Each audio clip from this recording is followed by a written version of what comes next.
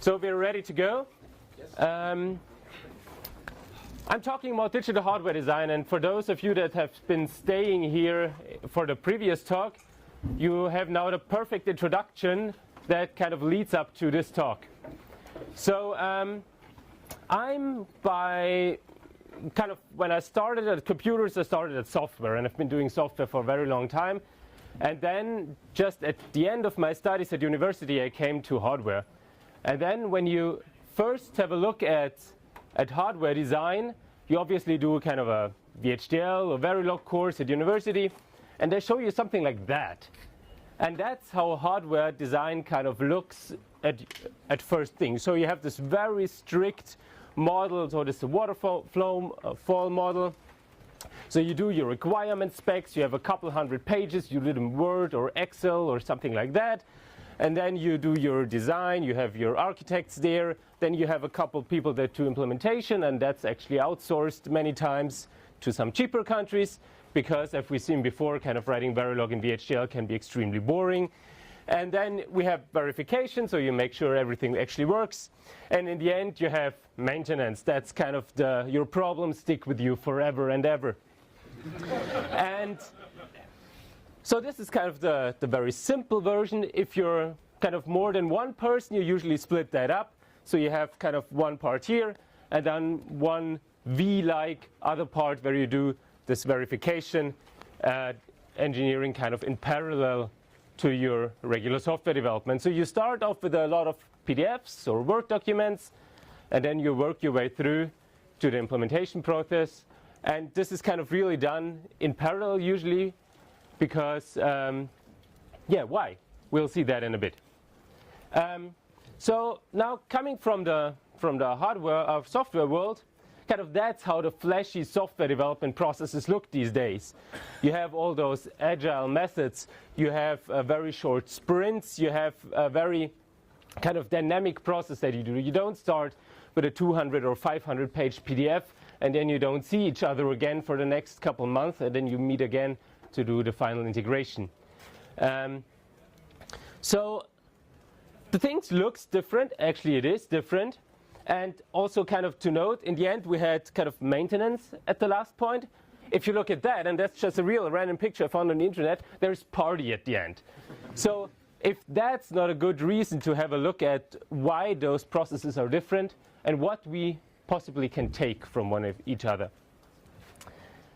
So why have been or are hardware development processes the way they are? And they are the way they are, and that's what we've seen before. Making ASICs is expensive. It's really expensive, and you want to be first time right. So if you do a tape out, you want to make sure that it actually works. And that's actually seems to be funny. Sorry, you said first time right, and then there was this exciting thing in the picture. Okay, xilinx and first time right doesn't seem to go together. Let's see. No. So the thing is, if you're doing ASICs, like stuff that costs you real huge amounts of money to get produced and fabricated, there you want to make sure that your first tape out is correct, because otherwise you have just spent a lot of time and actually even more money on that. So that's why we have this very strict flow. Thing is, we're in a world of FPGAs now more and more, and they're coming closer to you when you look at Intel putting them closer to your own processor, putting them in data centers. For now, you don't even have to buy a huge FPGA board anymore. You can just rent them by the hour at Amazon or Microsoft. So this makes this kind of hardware development much more accessible. And so the question I'll have a look at here is, can we treat hardware development that actually targets ASIC, so reprogrammable software, a bit more like software design? So we have a look at three things, and they're probably formulated a bit to upset people. So first thing is, be less confident in the quality you get. Second is, iterate, and iterate again. And third is, we should have a look at where we can actually make a difference in the things we do. First of all, don't worry, be happy. if you look at this very gut feeling graph, which is showing up here but not there. Yeah. So this is source gut feeling, but it's actually more or less right from experience. So if you do a bit of testing, you say, okay, yeah, it compiles, it's probably going to work. Then you do a bit of testing, and at some point in time, you're pretty confident that things work out. The thing is, if you have a software, you just run it, and if it reasonably performs reasonably well, you say, okay, let's ship that to our beta customers or the paying customers. Who cares? They're just going to come back to us. But the thing is, if you want to produce an ASIC that costs you a couple million, you want to be really, really sure that you're actually delivering a good quality product. So if you're doing software development, you can be okay with less confidence in your quality. Don't meaning you intentionally ship crap, you just are not sure that you're not shipping crap. So why can we do that? Kind of FPGAs, speaking in a kind of ASIC terms, enables you cheap respins. You can just reprogram, reflash your FPGA, and that's about all you need to invest there. So you don't need to be first time right. You can go with this 80-20 approach. So, okay. The question that comes up, and that kind of makes this approach still a bit harder or a bit, more difficult to execute at the moment, is what does a testing approach for a pure FPGA targeting system look like? So if you Google around and if you have a look at the standard tutorials, either they leave out testing completely, just as we've been seeing before, and that's actually not just here, it's also at university courses. We talk a lot about design, but not that much about testing and verification. So how do you do actually verification and testing for an FPGA targeting things? So there is not that much information out there yet. So this is a place where we need to get a bit more active, where we kind of also publish our best practices, because I'm sure in this room there's many people that actually have experience doing that, and there's actually some software tools that help with that, but there is not that much knowledge about that. So this is something we should change. Just to mention one simple example, there's, for example, CocoDB, which is a test bench kind of generating framework written in Python, which is more actually targeted at FPGA designs, gives you very nice productivity. That's one example that people should know more about. But this 80-20 approach kind of is the prerequisite, the required thing that you need to have if you want to go more to a software-like development flow. And if you look at software development flows, they work, and they have been kind of moving in this direction, this agile direction, because you want to iterate. You want to be very fast in your trials and errors. You don't want to start with one specification, but you want to go in small steps. And actually, if you look at kind of learning and how learning works, you're much more productive if you get very fast feedback. Imagine if you at university or been at school somewhere, if you have been writing a test and just get the results back after 3 months, you're not going to learn that much about it from it, as if you're kind of one-to-one with an instructor and you get immediate feedback. So the sooner you get feedback, the more value you have and the more you learn. And that's why kind of software development is more fun for people usually, because you see quicker results. Then having a look at hardware, and we say, okay, let's go with this very nice iterative flow. And actually, I've seen that in Brussels on Friday. Everybody who has been using a synthesis tool flow knows kind of the main time you spend actually designing is waiting for the synthesis to finish. It's kind of not uncommon at all for have a synthesis for larger FPGA to take an hour, 2 or 3. And if you get a feedback that you did actually a syntax error just after an hour, it's just annoying as hell. So FPGAs give us cheap iterations, but they don't yet give us fast iterations. And as we said, that's what we want for productivity. So I've seen a couple Cigazi guys around. There they are. I think they're heading in this direction. So intelligence IDEs. So we want to get feedback as soon as we can. Meaning, if you type, you want to get feedback. If you want to do, a bit more static analysis, linting, that's all stuff that can be done at much earlier stages. You don't need a full place in route and synthesis for that in most cases. And IDEs that we can get today, most of them are still stuck in the 80s, I think. And they don't usually give us feedback. They just have some syntax highlighting and actually are able to call with one button some IDE, some synthesis tool. And we also need more automation. And every large company, also in hardware design, of course, uses continuous integration. Continuous delivery is, I think, for them pretty far off. But anyways, the nice thing about continuous integration, and I'll give you a hint how that looks a bit in the future, a nice side effect, you also get reproducible results. And that's always a good thing. Talking about IDEs, I just installed the 2016.1 version of an IDE from Mentor Graphics. It's called HDL Editor or HDL Designer. And, well, the user interface usually always looks like tickle and crap, but you're just going to get over that if you do hardware design, which is fine as long as it's usable. And then it asked me this very nice question: do you want to set up version control? And I said, yes, that's what I want. And they gave me kind of those options. And as I said, this is the 2016.1 version of this product. It's kind of not, yeah. The user interface doesn't look like it. The software is like that. So there is much more effort needed in this regard.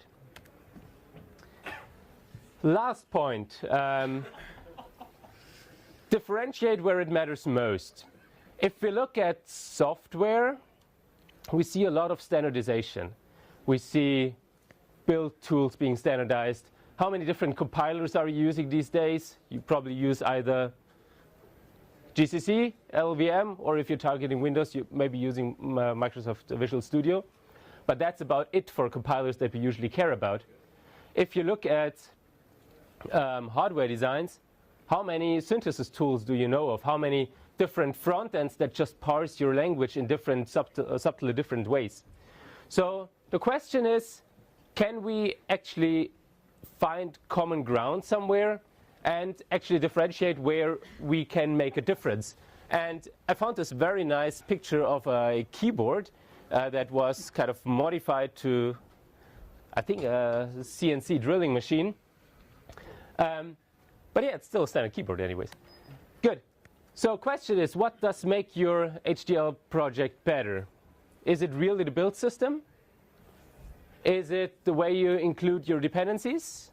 Or if you get dependencies from the web somewhere, the way how you include those? Is it really that much the choice of your programming language, especially if you want to have people contribute to it? Is it your coding style? Does it make that much of a difference if you indent by 3 or 4 or 5 spaces? Oh, yes, it does, I see. Is it your FIFO implementation that makes a difference in your whole project? Maybe it is. There are some cases where all that makes a huge difference. But the point is, in many projects, it just gets in your way. You want to do some coding, you want to build your stuff, and you want to do it in a language which is reasonably sane to use. So this is all questions that I obviously don't have an easy answer with. And it's kind of always hard to get over personal kind of preferences, which I have very strong ones about many things. But what you see if you work together, it's not that important anymore if you indent by 3 or 4 spaces. Just make it consistent in some way.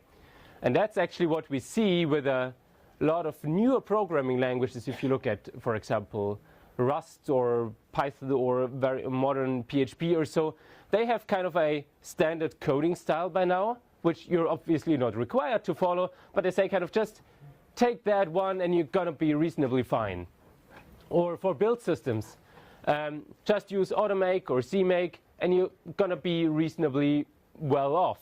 It's probably not going to be the perfect solution. That's going to be the solution that makes you entirely happy, but it gets the job done, and it gets the job done quickly. So for HDL, there is no such build system out there at the moment, which is kind of established over a wide range of people, just like Automake or CMake are. There are a couple attempts in this direction. One I'm personally a tiny bit involved. One is slides that don't move. Okay, is FuseSock, which is a project by Olaf Kindgren, and this is actually kind of a build system. So you specify some ini-like files. So this is the VHDL or Verilog files I need for this component. That's the dependencies that has, and essentially it packages all up together, builds the dependency tree, and puts that out into project files that Vivado or Simplify or other tools can actually make use of.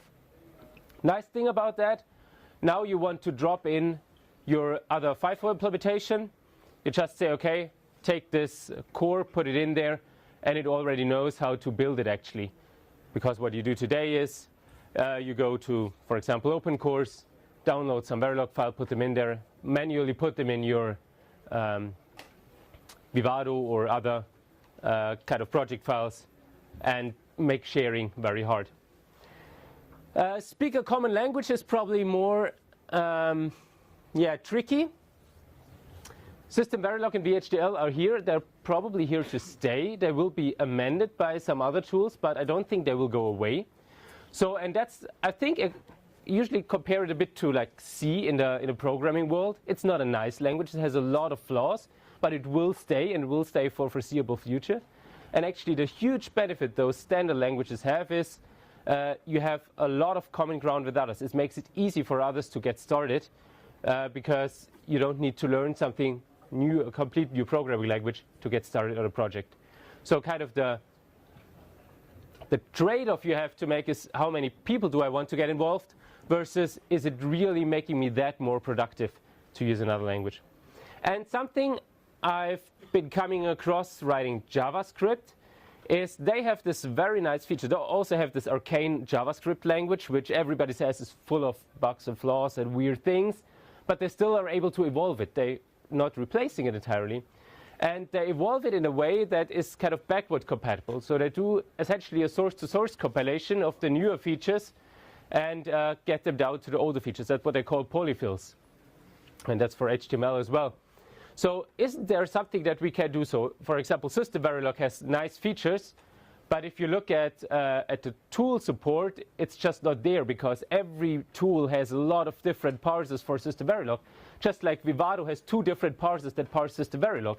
So you can use one construct that works in simulation, but not in synthesis. That's just annoying, and this won't get any better anytime soon.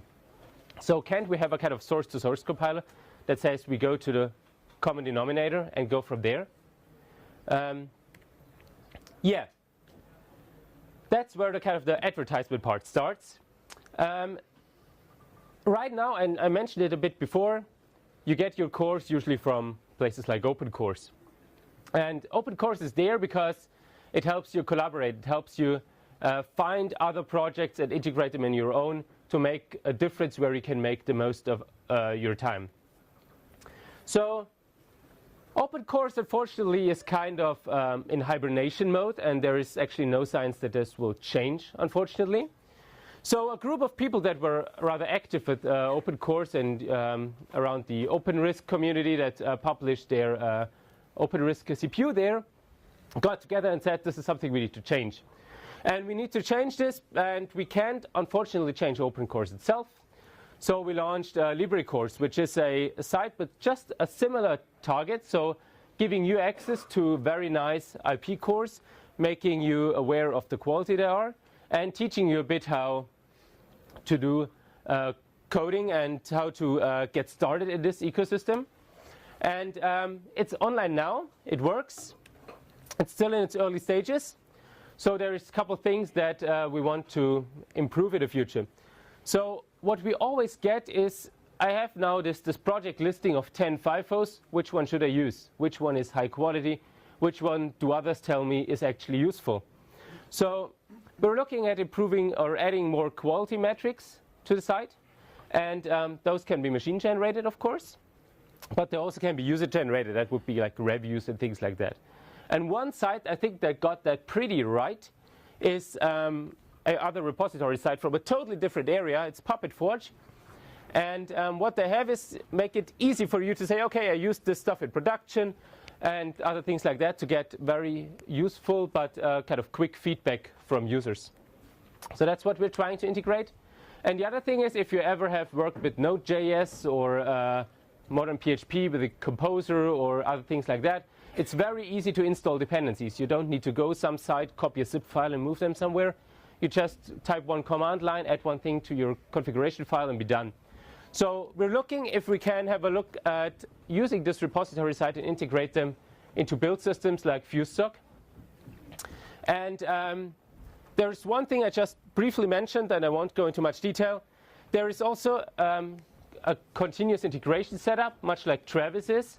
So we're currently kind of bit trying out things in this regard.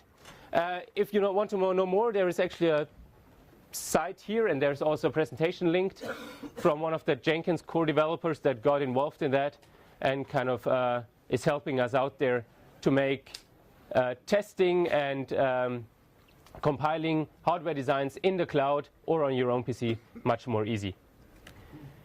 So what things to do for now?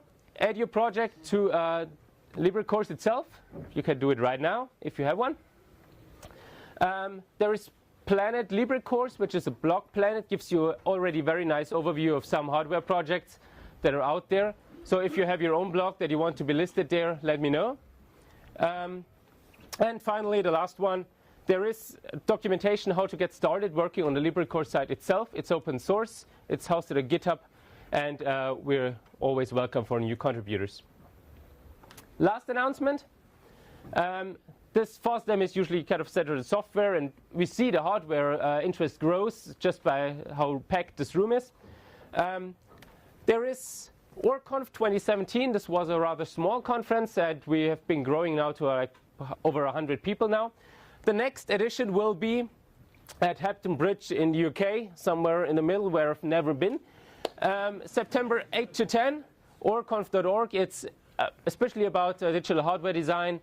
And it's a very good place to get talk to people and get very helpful insights on what the hardware community is doing at the moment. Thanks for your attendance, and time for questions, at least a bit. Do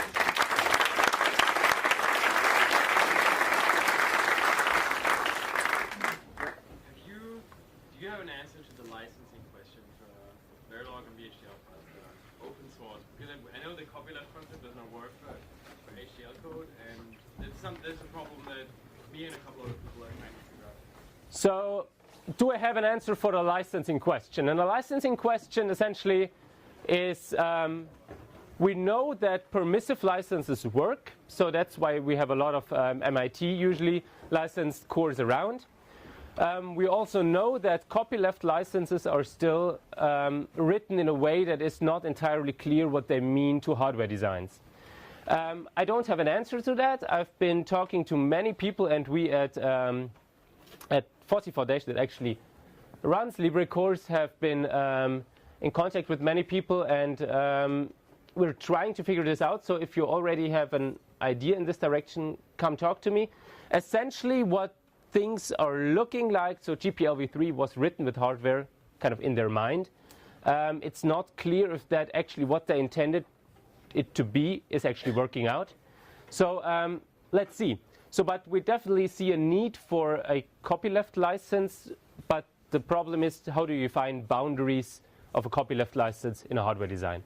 And until that's figured out, I think the safest way is stay permissive if you want people to make sure that they're able to use it. Everything else, you need to probably amend the license or make explicitly clear in your licensing what you mean, where your copyleft should have a boundary. Okay. Yes, there is the CERN open hardware license.